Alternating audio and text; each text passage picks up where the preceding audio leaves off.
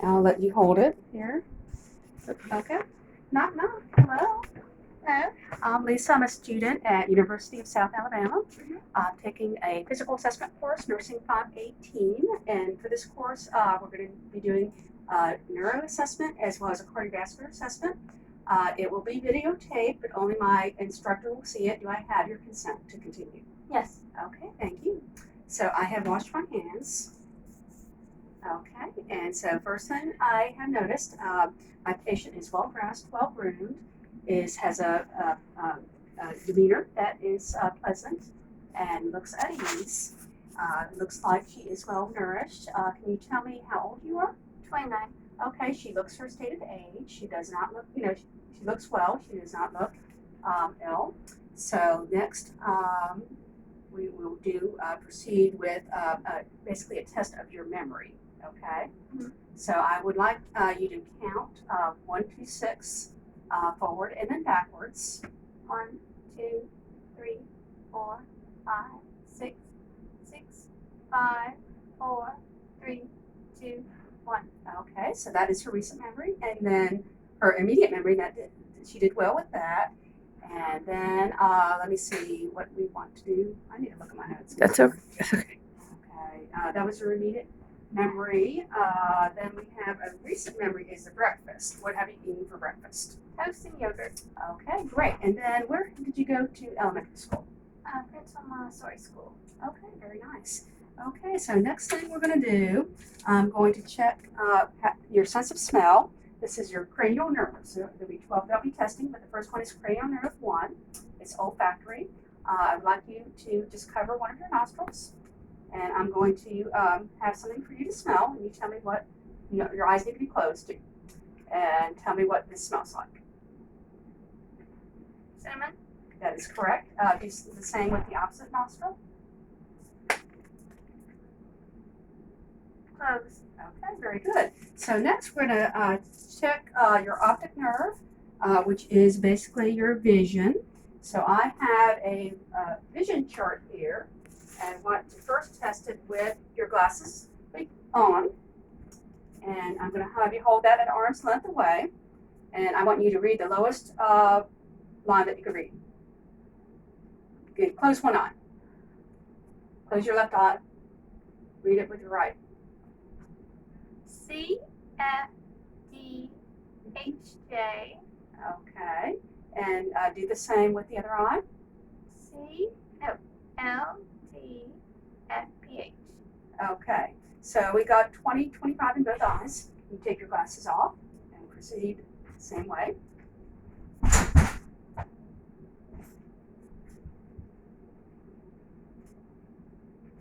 E P T Z O. Okay. Switch eyes.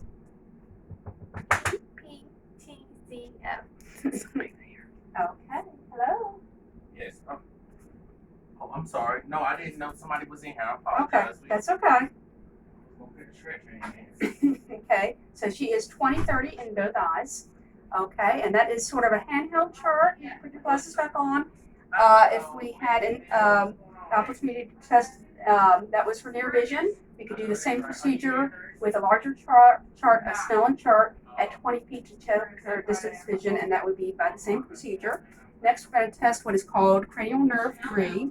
That is your oculomotor nerve, and that has three components that are sensory as well as a motor component. So I would like to, let's see, I'm going to have a cotton swab here. We have something that is, let me see, close your eyes, right? Close your eyes, and I want you to tell me when you feel something touch your face here. Feel it. Here. Feel it. Feel it. Okay. Feel it. Feel it. Feel it. Okay. And let me see, this was the sharp one. Okay. So let's see. I'm going to try this again, and you tell me if it's sharp or dull. Okay. Sharp. Okay. Dull. Okay. Sharp. Okay, very nice. So we got that done. And then that is the sensory part. So we have a motor part for the cranial nerve 3, or your oculomotor. So I would like you to open your mouth against my resistant spine.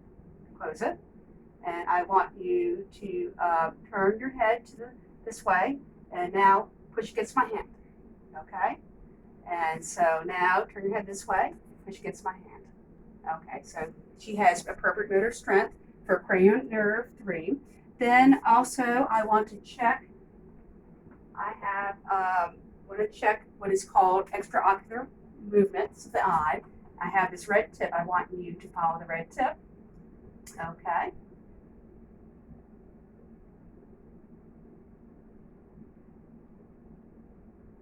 Okay, so those represent the 6 cardinal movements of extraocular movements, and they were normal. So that actually tested both cranial nerve 3, 4, and 6, and they were all normal. So cranial nerve 4, which was also tested with that, is the trochlear nerve, and that was intact. Then cranial nerve 5 is, oh, I did that in the wrong order. See, I flubbed up. I did trigeminal, which was what I did with the sensation, and that was 5. And then actually that was trigeminal. Cranial nerve 3 is oculomotor, which was extraocular, and we need to check. Take your eyes off, your glasses off. Take your eyes. This is nice. Okay, look into the eye. Look into this eye. Okay, so her pupils are about 3 millimeters. So pupils are equal and are equal reactive and to light and round. Now I want you to follow this pen light coming close to you. Okay, look out, look in. And she has accommodation in both eyes. So we have PERRLA, or PERLA, and that tests the oculomotor, and as well as with this device here, looking at extraocular motion. Then we have the trigeminal, which I had tested, and then the abducens. Cranial nerve 6 was also tested with extraocular motion. Then cranial nerve 7 is facial. I would like you to smile.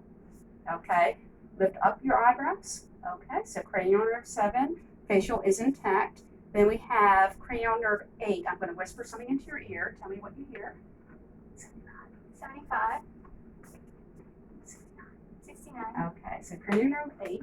And we have cranial nerve 9 is the glossal pharyngeal. Okay, and cranial nerve 10 is the vagus nerve. And then for those, let me see here. We're going to look into your, I'm going to just have you talk. Say, Mary had a little lamb. Mary had a little lamb. Okay, so her phonation and voice is normal and appropriate. I'm also going to look in your mouth, your palate. And so her pharynx is appropriate and no abnormal motion with that. And my patient has declined testing the gag reflex, which is cranial nerve 9 and 10. But what I would do is put the little tongue depressor down and move it as far back in the mouth to elicit that gag sensation. But she has already told me that she has a gag when she does brush her teeth. So I'm aware that that is intact. Okay, now I would like to look at me and shrug your shoulders. Normal movement against resistance. And then I would like you to turn your head to this side. Okay, press against my hand. Okay, and this, I think that's different, right? Is it turn head against resistance, right? Yeah. Okay.